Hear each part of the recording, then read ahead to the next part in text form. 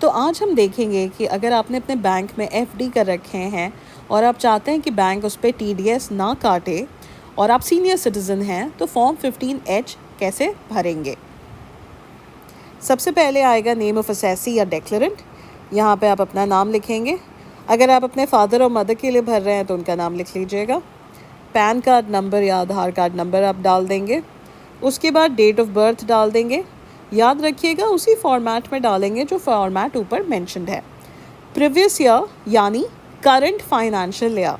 So current financial year 1 अप्रैल को शुरू हुआ है, सो 2023, और ये ख़त्म होगा अगले साल मार्च 31 को, तो 24। 5, 6, 7, 8, 9, 10, 11, 12, 13 में कोई कन्फ्यूजन नहीं होगा। ये बेसिकली आपके पेरेंट्स का एड्रेस है, ईमेल आईडी है और टेलीफोन नंबर है। यहाँ पे कई लोग ये भी क्वेश्चन करते हैं कि हम एड्रेस क्या डालें, कॉरेस्पॉन्डेंस डालें, परमानेंट डालें, जो आधार कार्ड पे है डालें। तो यहाँ पे मैं आपको रेकमेंड ये करूँगी कि आप जो भी कॉरेस्पॉन्डेंस एड्रेस है कि इन केस बैंक को आपके साथ कांटेक्ट करना हो, आप वो वाला एड्रेस डालें। अब आते हैं सबसे इम्पॉर्टेंट पॉइंट पे, जो मैक्सिमम लोग या तो गलत फिल करते हैं या यूट्यूब पे भी जो वीडियोस हैं वो ये वाला पॉइंट गलत एक्सप्लेन करते हैं। इनफैक्ट ये भी एक मेजर कारण है कि मैंने ये चैनल शुरू क्यों किया था। तो 14 में आप कब येस पे चेक मार्क मारेंगे और कब आप नो पे चेक मार्क मारेंगे। सो ये पॉइंट थोड़ा ध्यान से सुनिएगा। अगर पिछले 6 साल में आपने इनकम टैक्स रिटर्न फाइल किया है तो फिर आप येस पे चेक मार्क मारेंगे। अब इनकम टैक्स रिटर्न फाइल करने का क्या मतलब। सो इनकम टैक्स कटना इज़ नॉट फाइलिंग। अगर आपने इनकम टैक्स पोर्टल पे बाकायदा जा कर के ITR 1, 2, 3, फॉर्म 4 ये सब जो फॉर्म्स हैं आपने फिलअप किया है, खुद किया हो या किसी टैक्स कंसल्टेंट से करवाया हो या किसी CA से करवाया हो, किसी एडवोकेट से करवाया हो, तो उस केस में आप येस पे चेक मार्क मारेंगे। और जो भी लास्ट असेसमेंट ईयर था जिसके लिए आपने इनकम टैक्स रिटर्न फाइल किया था, वो असेसमेंट ईयर आप यहाँ पे बी पोर्शन में लिख देंगे। अगर मान लीजिए पिछले 6 साल में आपने इनकम टैक्स रिटर्न फाइल नहीं किया है, क्यों? क्योंकि आपका जो टोटल इनकम था वो टैक्सेबल लिमिट से नीचे था, तो आप नो पे चेक मार्क मारेंगे और बी पोर्शन या तो आप ब्लैंक छोड़ दीजिए या फिर नॉट एप्लीकेबल NA डाल करके आगे बढ़ जाइए। अब आते हैं 15 पॉइंट पे, estimated income for which this declaration is made. So यहाँ पे हम, क्योंकि ये बैंक FD के इंटरेस्ट इनकम को TDS डिडक्ट ना हो उसके लिए भर रहे हैं, तो यहाँ पे जो भी अमाउंट है आपका जो इंटरेस्ट इनकम बन रहा है वो आप यहाँ पे भर लेंगे।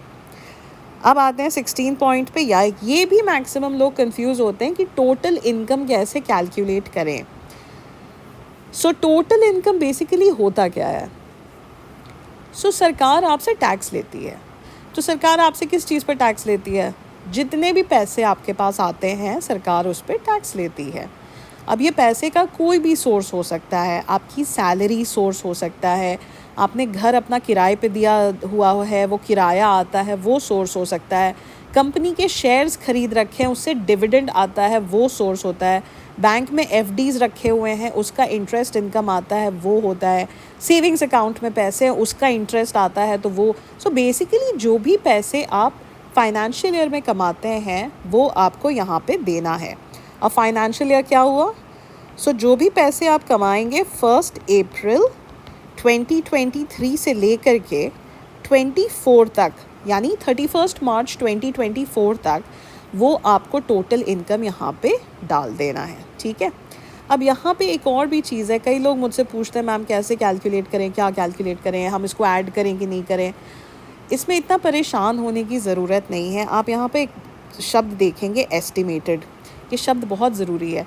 ये एस्टिमेटेड का मतलब क्या होता है? अंदाज़न। सो इस साल आप अंदाज़न कितना कमाने वाले हैं। सो मान लीजिए मैंने यहाँ पे भरा 1.5 लाख, और लेकिन साल ख़त्म होते होते तक अचानक से कहीं इधर उधर से ऐसी ऐसी जगहों से पैसे आ गए जहाँ से मैंने सोचा भी नहीं था। ठीक है। और अचानक से मेरा टोटल इनकम जो है वो फिनेंशियल ईयर ख़त्म होते होते पता चला 5 लाख हो गया, तो उससे कोई फ़र्क नहीं पड़ेगा। वो आपको डिक्लेयर करना होगा जब आप इनकम टैक्स रिटर्न फाइल करेंगे।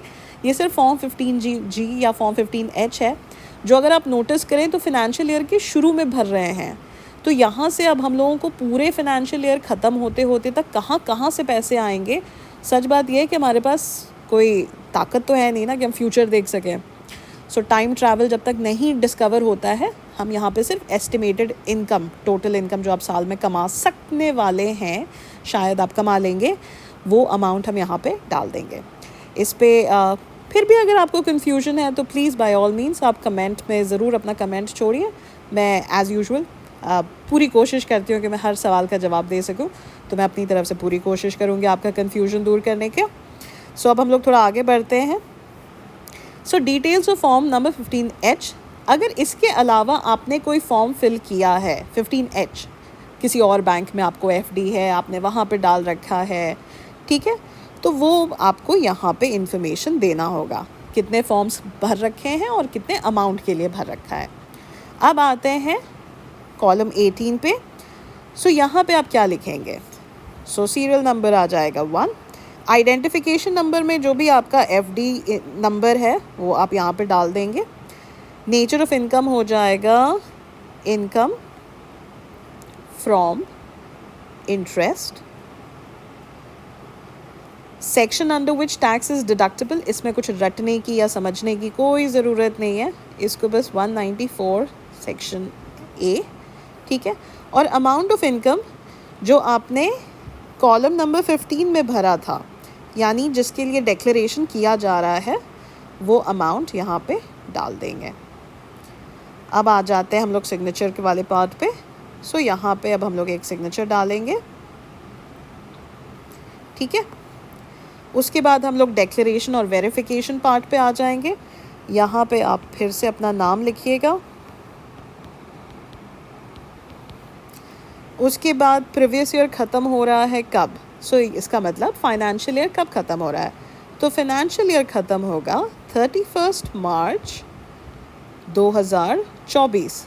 क्यों? क्योंकि फाइनेंशियल ईयर अभी चल रहा है, ये अगले साल ख़त्म होगा, तो उसका असेसमेंट ईयर हो जाएगा 2024-25।